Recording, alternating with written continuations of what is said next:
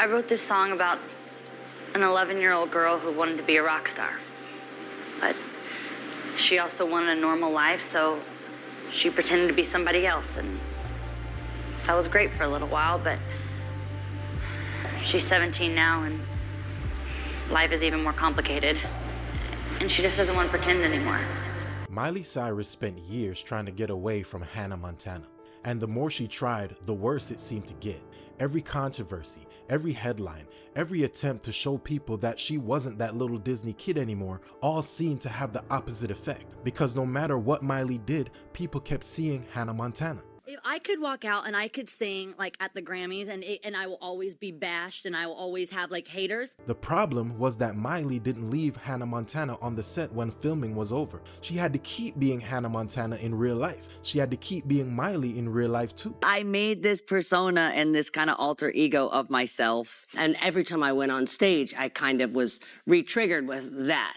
And somewhere in the middle of all that, Destiny Hope Cyrus started disappearing. Now, if you're wondering who Destiny Hope Cyrus is, that's Miley's real name. Miley is her nickname, and that name would eventually become part of a much bigger battle later. And that's what I think made her situation different from most child stars. When most child stars finish filming, they get to go home and be themselves again. But Miley didn't really get that. So when Miley spent years trying to separate herself from Hannah Montana, she wasn't just trying to escape from a character on a show. She was trying to untangle herself from an identity she'd been living for most of her childhood. So in this video, we're not just going to talk about the controversy. We're going to talk about why they happened, why those controversies seem to hit harder for Miley than they would have for most celebrities, and why she spent years trying to get away from a part of her life that she spent her entire childhood building. And most importantly, why didn't it work? Let's talk about it. Before she was Miley Cyrus, before she was Hannah Montana, she was Destiny Hope Cyrus. She was born in Tennessee in 1992 and grew up around fame.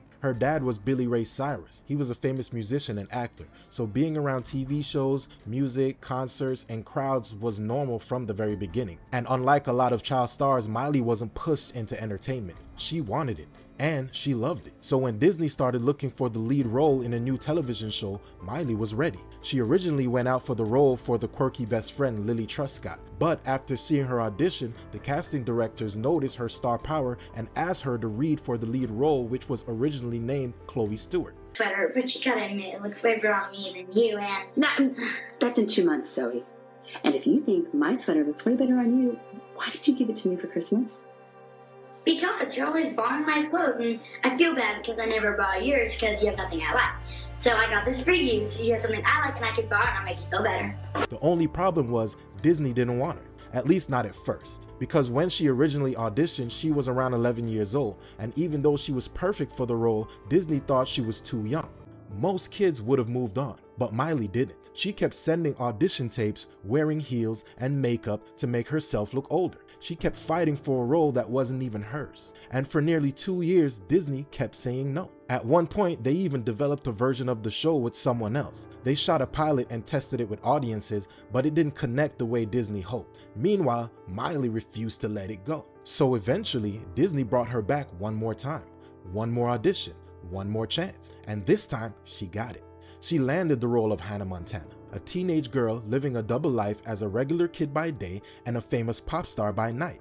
Disney even changed the character's name from Chloe to Miley, purposely using the nickname she'd gone by her entire life. At the time, it probably felt perfect, the role that would completely change her life, but years later, it would become the exact thing she couldn't escape. When Hannah Montana premiered in 2006, it didn't just become a hit, it became a phenomenon. The ratings were huge, and before long, Hannah Montana wasn't just a television show anymore.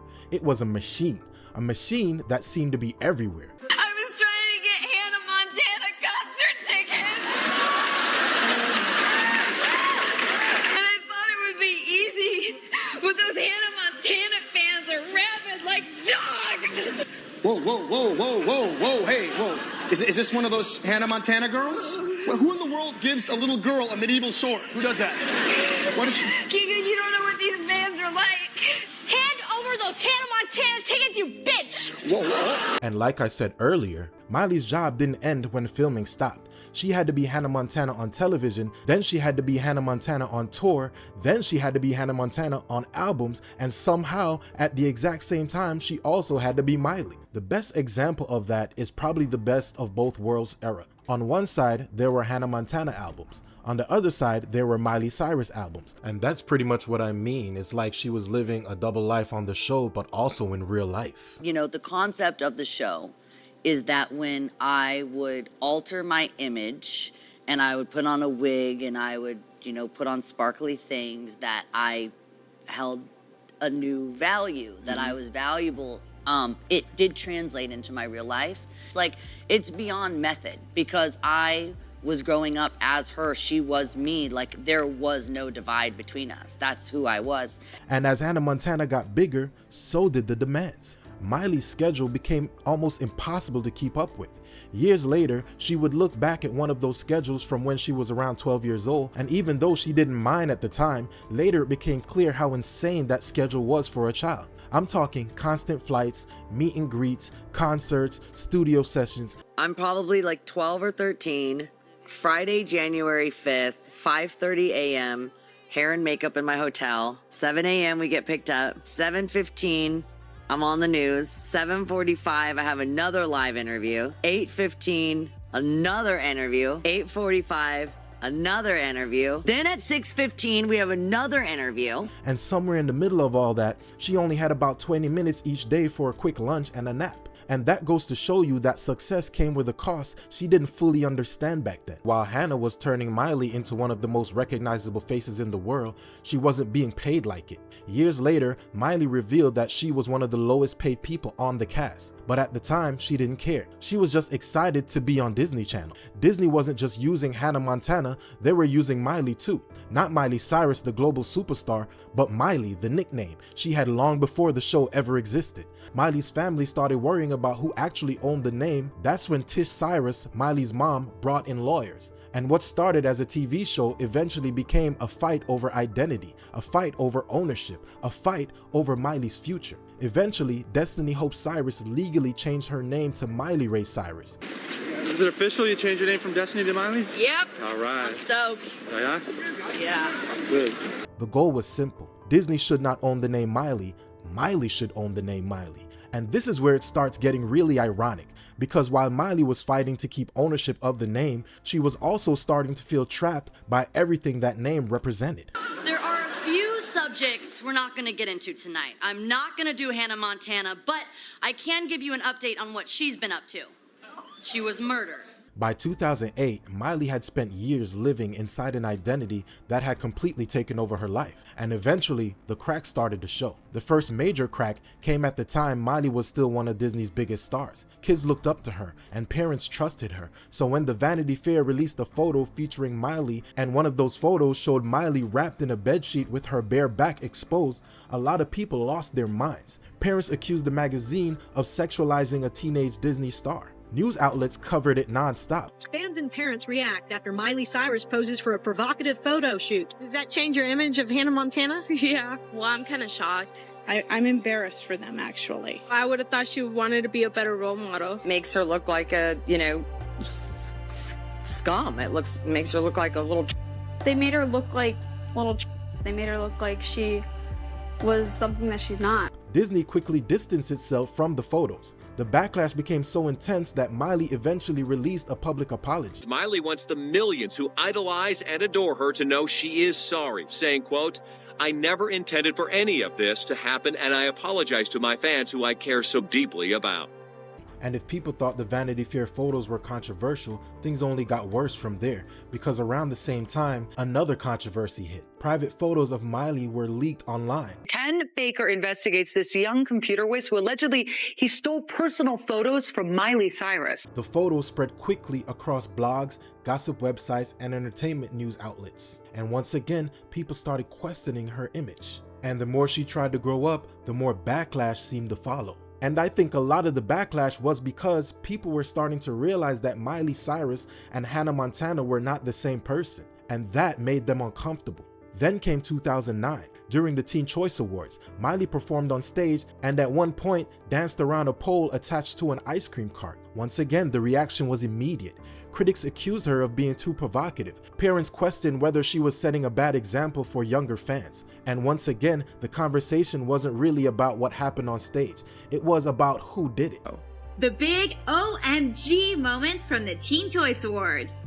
16-year-old Miley Cyrus has people talking again. This time it's for her sexy dancing at the Teen Choice Awards. But that doesn't mean you want their literal peer role models to be out behaving as adults behave. And you know, the thing is, you're exactly right. If it were 16 and 17 and 18-year-olds watching this, that'd be, you know what, they've seen a lot worse.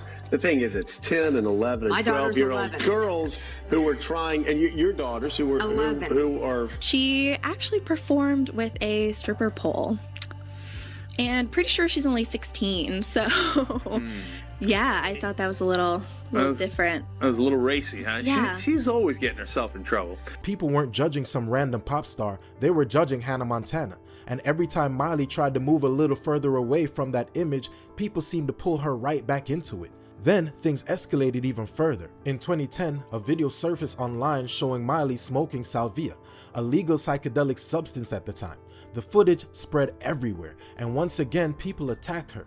They were putting her in a box, the box of, oh, she's just another child star acting out. But the truth is, it was much deeper than that. And in 2013, Miley stopped testing the boundaries and completely smashed through them. The transformation was impossible to miss. The long hair was gone. The image was different. The music was different. Everything about Miley looked different. And whether she ever said it directly or not, the message felt pretty clear. She didn't want to be seen as Disney's little girl anymore. She wanted people to see her as an adult. I don't feel sorry for Miley Cyrus because she knew what she was doing. This was all very calculated, and this is about Miley Cyrus distancing herself from Hannah Montana and Disney. And by the time the Bangerz era came through, everything exploded. First came the MTV Video Music Awards. Miley walked on stage with Robin Thicke and delivered a performance that instantly became one of the most talked about moments in pop culture. The dancing, the twerking, the tongue sticking out, the giant foam finger. Within hours, it was everywhere. Some people thought it was entertaining. A lot of people thought it was embarrassing. And of course, you know, the parents were furious.